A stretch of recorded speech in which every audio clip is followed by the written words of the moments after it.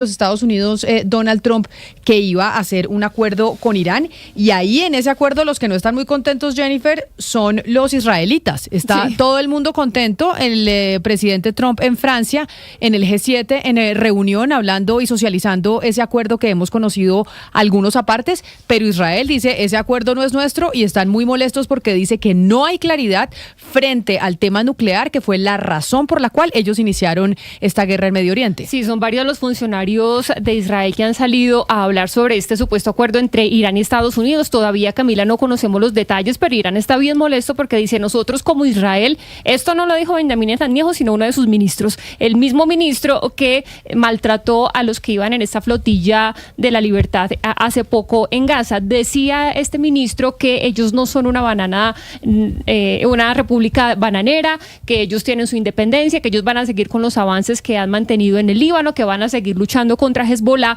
y que ese acuerdo pues no es vinculante para ellos. Así que pues ahora la prensa en Israel, Camila, está bastante dura con Benjamín Netanyahu porque él había prometido muchas cosas con estos ataques a Irán y también al Líbano, pero ahora parece que se va quedando solo porque Estados Unidos y Trump ya anuncian un acuerdo que no beneficia mucho a Israel porque no habla, hasta donde conocemos, de un acuerdo nuclear.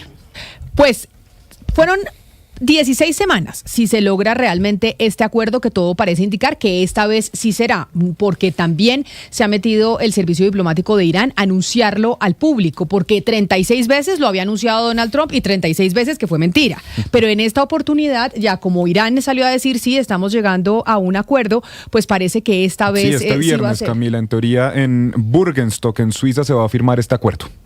Y por eso, mire, hemos tenido muchas voces durante estas 16 semanas. Hemos rescatado algunas de ellas para que entendamos lo que pasó en estos meses de guerra en Medio Oriente, que ya me dirán ustedes, pero creo yo que Estados Unidos saldrá perdedor. El 4 de marzo nosotros hablamos aquí con Yaniel Melamed, que es doctorado en Seguridad Internacional y profesor de Relaciones Internacionales de la Universidad del Norte en Barranquilla. Y él nos comentaba precisamente sobre este conflicto entre Irán y Estados Unidos y mencionaba que esto no iba a ser corto. No, definitivamente no. Esto no va a ser corto.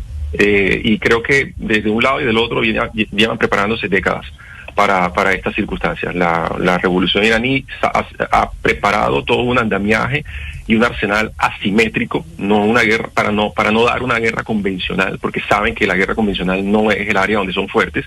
Han construido todo un arsenal asimétrico, irregular, mucho más barato, pero también con la capacidad de enredar a cualquiera que se atreviese a golpear los intereses iraníes. Y un mes después, el 8 de abril, hablábamos con Rafael Mauriello, que es historiador especializado en relaciones internacionales e Islam, y él nos comentaba que Estados Unidos e Israel no habían logrado el objetivo del famoso cambio de régimen, y planteaba aquí en estos micrófonos que nos sorprendía que realmente tenía más que perder Estados Unidos que Irán en todo este conflicto. El tema es que Irán, Israel y Estados Unidos intentaron el famoso cambio de régimen este verano y otra vez ahora, y esto fue una derrota total desde esta perspectiva.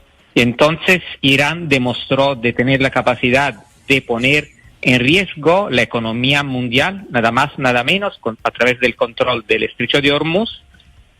También demostró sus capacidades militares de defender el territorio de un país geopolíticamente muy importante, y entonces en este momento es Estados Unidos que tiene que conceder cosas. Y parece que ese profesor con el que hablamos pues tenía razón, porque Estados Unidos es el que va a tener que conceder. Dentro del acuerdo, Jennifer, ¿cuánta plata para la reconstrucción de Irán se ha dicho que va a dar Estados Unidos? Sí, 300 mil millones de dólares, que me acuerdo cuando trajimos los primeros puntos que se estaban estudiando en este borrador, que acá dijeron, no, pero ¿cómo así que Estados Unidos va a hacer eso? Obviamente no lo va a aceptar. Pues lo aceptó, porque pues obviamente los bombardeos de Estados Unidos dañaron infraestructura importante en Irán, y lo que decía Irán es, nosotros dejamos de hacer esto, podemos ceder, pero nos tienen que ayudar para la reconstrucción, y finalmente pues Estados Unidos parece que va a aceptar. Camila, hay que mirar los datos específicos de este acuerdo porque todavía no son públicos ni se conocen en su totalidad, pero pues sí parece que el tema de la reconstrucción está ahí. Lo que le quería decir, Camila, es uno, Irán, dentro de Irán, están manejando este acuerdo como un triunfo para ellos. Claro. Han tenido un montón de muertos, les han bombardeado un montón de infraestructura, pero dicen que son ganadores porque se enfrentaron a dos ejércitos los más grandes del mundo, Estados Unidos e Israel, y así todo, la negociación fue cuando ellos quisieron.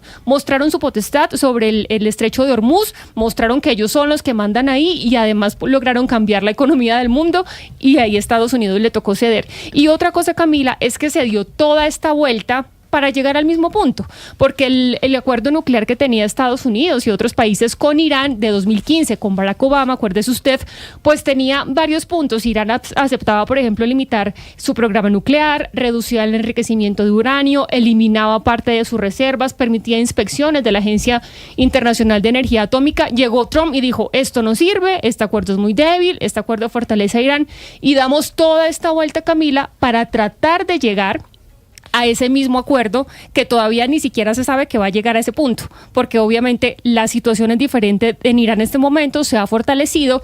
Y leyendo un poco sobre la historia, Camila, el Ali Jamenei, el ayatolá que fue asesinado por Israel y Estados Unidos, había firmado algo así como un edicto religioso que prohibía el tema de armas nucleares en Irán. A él lo matan estos dos países y sube su hijo, que tiene otra mentalidad, un poco más guerrerista. Entonces no sé cuál va a ser la situación política ahí en Irán. Y por eso el 24 de marzo nosotros hablamos aquí con el ex embajador de México en el Líbano y en Egipto. Y él, Jennifer, nos decía que si bien Irán no estaba ganando la guerra, como hemos comentado, por la cantidad de muertos y demás, pues Estados Unidos tampoco. Lo que es claro es que Estados Unidos tampoco lo está ganando. Y no hay confianza entre las partes, porque lo que está en juego no solo es la liberación o que Irán permita el paso libre de embarcaciones por el estrecho de Hormuz, porque tiene el control. Ustedes ya también lo señalaban, hay barcos tanqueros de otras banderas, de otras nacionalidades, que sí están pasando. Pero en el fondo, el conflicto sigue centrado no solo en el estrecho de Hormuz, sino la diferencia de fondo que tiene que ver con el régimen de los ayatolas, el programa nuclear y el material nuclear, sobre todo el uranio enriquecido.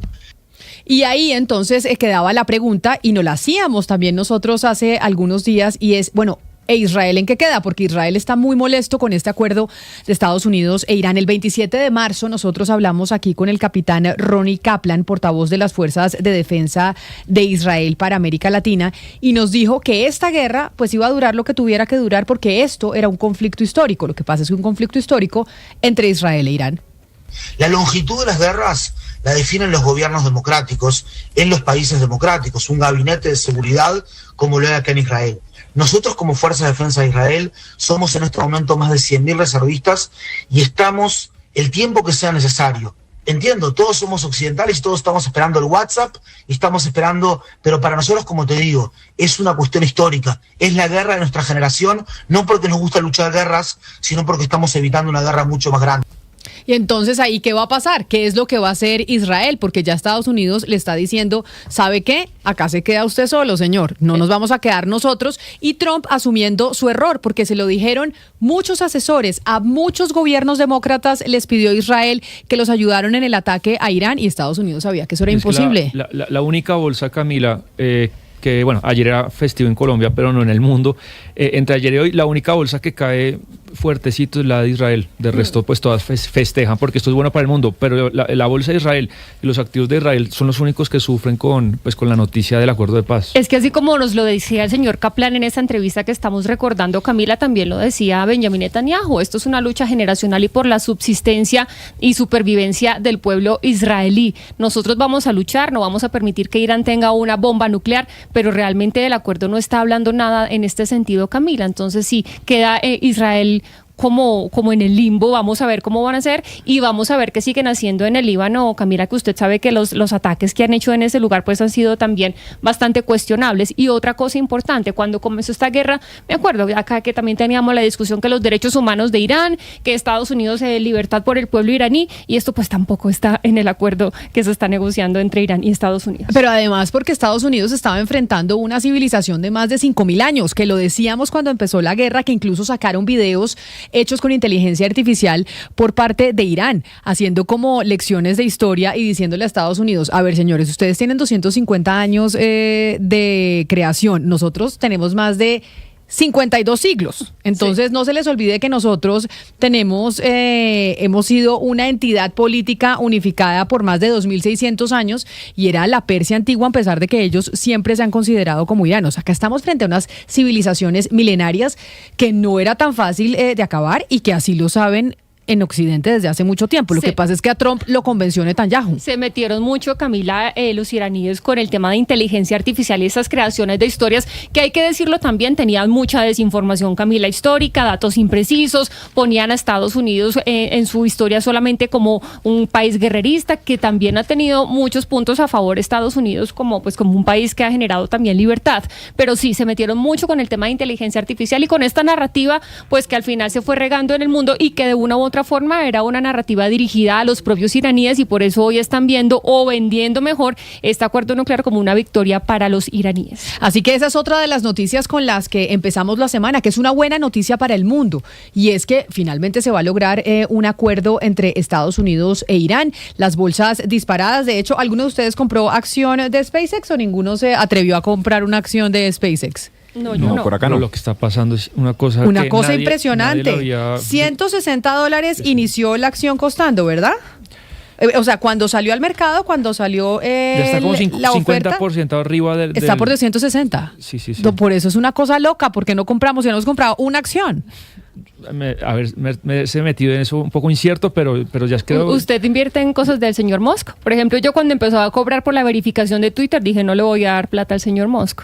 Eso también no, lo que pasa es que como salió el viernes esta oferta pública de acciones y estaba a $160, se va a hacer la acción más cara después de Alibaba, ¿no? Habíamos dicho, en estos momentos la acción de SpaceX está por encima de la acción de Amazon, que digamos era como de las acciones más rentables. Y $215 está la acción en estos momentos de es SpaceX. La quinta compañía con mayor valor en el mundo. Más grande del mundo, sí. ¡Qué locura! Pero ¿por qué no compramos, Lucas? Porque nos dormimos, Camila. No, porque cuando estaban sacando la acción el viernes y que lo reportamos y dijimos esto va a ser histórico, hubiéramos comprado. Pero bueno, también un dato que le importa mucho a la gente es también el precio del petróleo. Ya está por debajo de $80, está en 78 y eso también es muy positivo. Y eso le importa mucho a los norteamericanos, sobre todo que andan en carro constantemente y que Donald Trump lo sabe y los republicanos lo saben. Tienen elecciones en noviembre, no se pueden dar el lujo de estar con una guerra en Medio Oriente y con Irán poniendo en jaque la inflación, el precio del petróleo y la economía mundial.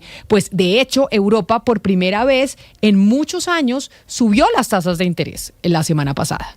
El Banco Central Europeo subió sus tasas de interés y esto obedeciendo un poco a los efectos de la guerra en Medio Oriente. Vamos a hacer una pausa y volvemos porque nos vamos para el Mundial.